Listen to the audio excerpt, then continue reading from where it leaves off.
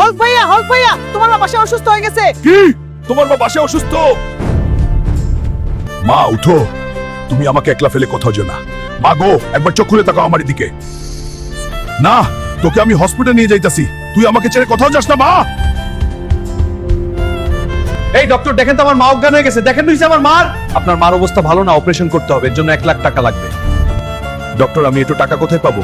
টাকা ছাড়া তোমার মার অপারেশন করতে পারবো না। আচ্ছা, আমি টাকা নিয়ে আসতেছি। আমি তো গরিব রে, আমি তো টাকা কোথায় পাবো রে? আমার গ্রামে শুয়োরে টাঙাইছে, ওপরে থেকে 5 লাখ টাকা পুরস্কার। আমি ভাগাবো ওদের।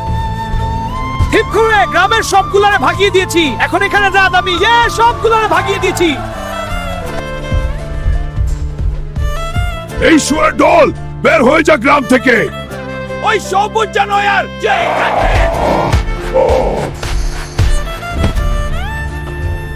গাইজ, লাইক আর সাবস্ক্রাইব করে আমাকে শক্তি দাও, যাতে আমি শোরেরকে হারিয়ে আমার মার অপারেশন করাতে পারি। তোদের এত সাহস, বের যা। হাল্ক, আর মারিস না আমাকে।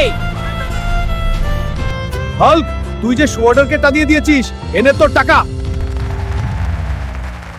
এনে ডক্টর, এখানে 5 লাখ টাকা আছে।